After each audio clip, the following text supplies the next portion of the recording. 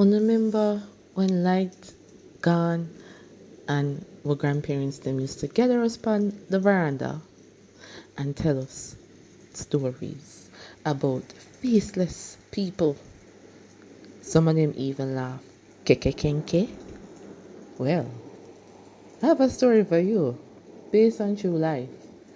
The author dedicates this book to her grandparents and those magical storytelling. So let's begin. In a rustic, beautiful place called Minosen Unicum, there was a little cottage home filled with much love.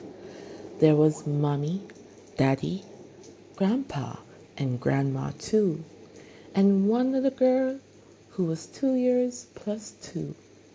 Mommy, that means I'm four, she said to her mom who was sweeping the kitchen floor. She noticed, though, that her mommy didn't respond. Her eyes were fixed on the back door. She looked at it as if it was a chore. The little girl, Denise, got closer to see what mommy saw. All she saw, though, was a black solid thing. It wasn't no extraordinary thing. Mommy, what's there? She asked. Oh, nothing, love, Mommy replied with a smile. She took up some salt and poured it along the width of the door. At that time, Dad walked in, and Mommy whispered to him, "Fill it up with them." Dennis overheard the word Duppy and gasped, "Oh no, I'm afraid of ghosts." Her parents saw her fear and held her close. "It's okay, dear. The salt will protect us from them. Also, wear something red." Dad, however, winked at her and mouthed, "Duppy no real," trying to reassure her without upsetting Mommy. Denise, Denise wasn't sure, though, what to believe. She saw those faceless ghosts in her dreams. Sometimes she didn't want to turn the lights off at night. Sometimes the darkness and the thunder filled her with much fright. Sometimes she heard her grandma saying Grandpa's mother pinched him. That's why he had that black spot on his chin. It was his mother's way of telling him to get up off of the ground, boy. Denise knew Duppies were no toys, not her friends. She never ever want to meet the Duppy them. That night, she put on a red nightie and turned her nightlight on. Suddenly she heard boom and saw flashes of silver light striking the earth outside. She gripped her favorite teddy bear and said her nightly prayer.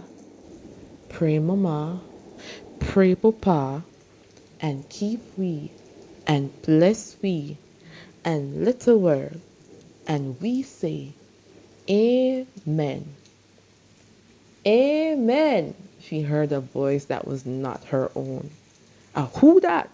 She jumped up. She felt cold.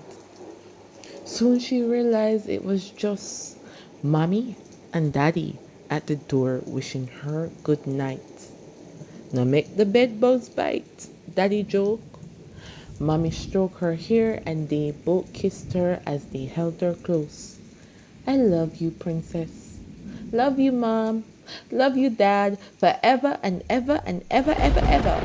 They all laughed at what Denny said. Then they tucked her in. But for Denise, the night had just begun. The thunder roared, the lightning gashed. It was like the cockpit country was under attack. Many things filled her mind.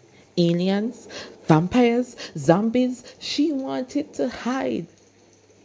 Dennis knew the worst of them all wasn't any of those three. The king of nightmares were Duppies. Ghosts. She shivered. Oh no, oh no.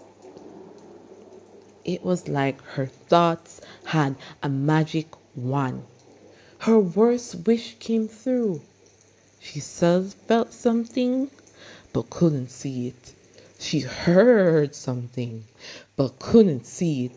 She smelled something, phew, but couldn't see it. She dived under her sheets, and that's when she saw it. A Duppy! It gnarled at her. She tried to scream, but something snatched her voice. She bolted from the sheets and sprinted to the door. Boom! The thunder roared. She turned the doorknob, but it wouldn't budge. Dennis saw her sheets raise up higher and higher until it was high as a ladder. Her sheets soon formed the outline of a person and it growled. Dennis wished he could run now. The thing rushed at her and no one could hear her empty screams. Ah! Then suddenly, something else appeared. She could see this one clearly. It rushed in front of her as the dark force came for her at the door. Light and darkness fought as they soared. Back and forth they went, forth and back, until there was no more attack. Denise was so shocked. She didn't know what to think. She just looked at the thing that gave her a wink, then disappeared.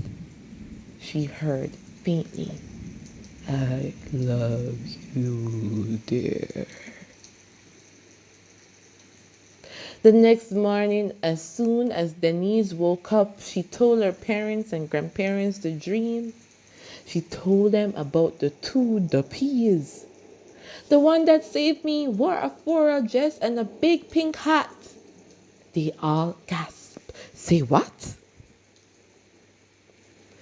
Denise repeated what she said. Oh gosh, oh Jesus, that's what your great grandma was buried in, her mother informed her. Her father couldn't believe. Her grandparents looked pleased. Told you, her Duppy real. While the adults discussed this revelation, Denise had her own. Now she knew that not all Duppies are bad. A matter of fact, she has her own guardian angel. The end. If you enjoyed this story, feel free to support. Get your physical copy. A link in the description. Thumbs up if you like, comment, share. You know, the whole shebang. And big up to grandparents for the Duppy stories then. So, that's it for now. Ciao.